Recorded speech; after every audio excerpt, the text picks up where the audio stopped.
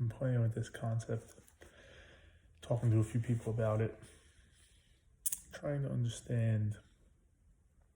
I guess ultimately it's a parenting question. It doesn't have to be, but I'll frame it in that, and I think it most easily lends itself to that. As a parent,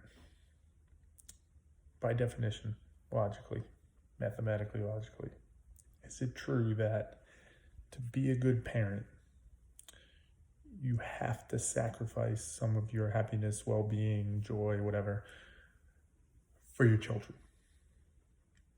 Now, there's one exception to that, which, just in the spirit of the universe being what it is, and the kind of the infinite nature of it, I'm sure for some people that's not true. I'm sure there's some people whose happiness, coincidentally, by luck, random, whatever, is completely aligned to what it means to be a good parent and what it takes to take care of your child. And therefore, they're not sacrificing anything. That's certainly possible, theoretically. But I think for the majority of people, because there's not a perfect alignment, it's almost impossible to think there is, although I'm sure there's some small fraction. For you to do the things you need to do as a parent, to do right by your child, and I'll say at this point, I've been throwing around words like good parent, do right by your child, right?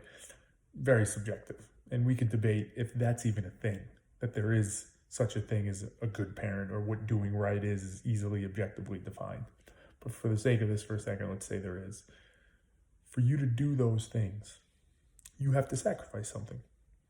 Because going out and building a fort with your son, when you'd much rather be at jiu-jitsu class or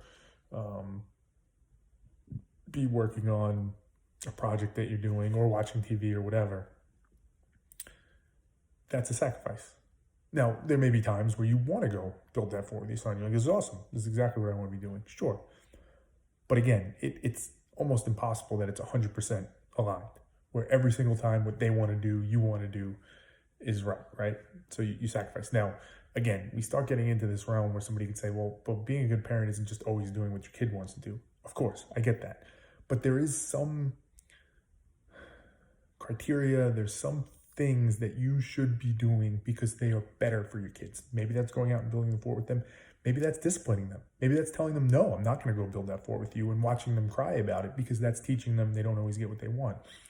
Maybe it's working a job to make sure you have enough money to send them to piano lessons because you think they love piano and you want to be able to give them that.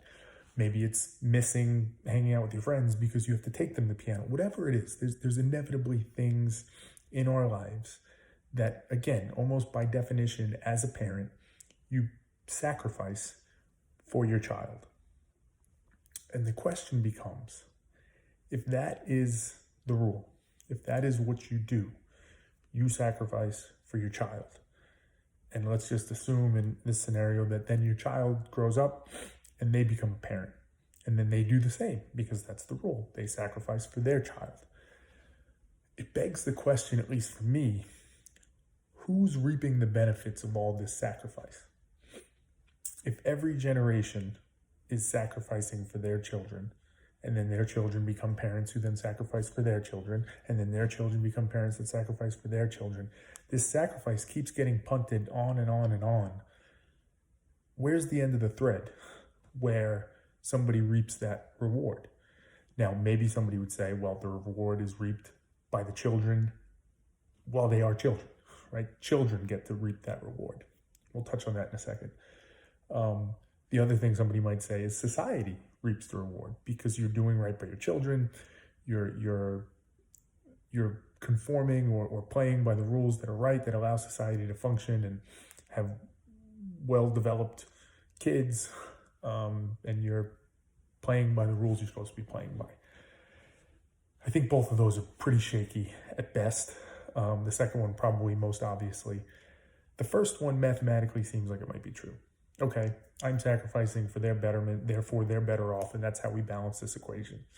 There's a couple issues with that, though. One, most directly, if you net out their lives, right, my son's life or any child's life, you're accepting and agreeing that only a portion of it is where they get to actually be who they want to be, live the way they want to live, experience joy and happiness the way that they want to experience it when they're kids. Then they get older.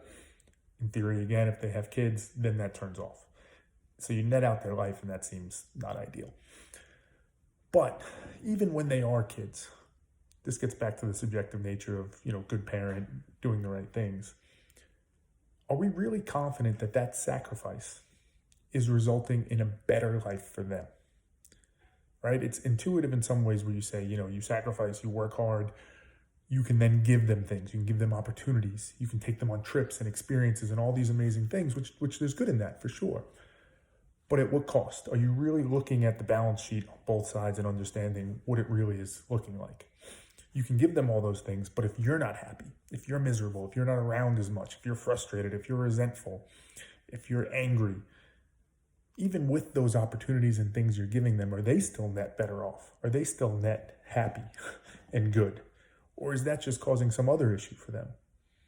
And where I kind of land on it is you could pick any scenario of what it means to be a good parent, and you could dissect it and probe it and say, well, that might cause an issue. So there's no such thing as a good parent. So you enter that into it and you say, well, I'm sacrificing because I think I'm doing what a good parent should do so that my kid is better off. But I don't actually have any logical confidence to say that what I'm doing is right and that they're actually better off. So now I'm sacrificing into the wind. I'm sacrificing into nothingness. So you look at it from either side. Let's even say that sacrifice is worth it. As we said, it's just punting that sacrifice on, and nobody's actually getting a completely fulfilled, happy life, which maybe that's just life, but that doesn't seem great. More likely, we're sacrificing because it gives us some comfort that we think we're doing the right thing, but we're sacrificing our happiness and we're not actually making them better off. No matter how you slice it, it seems pretty logically flawed to me.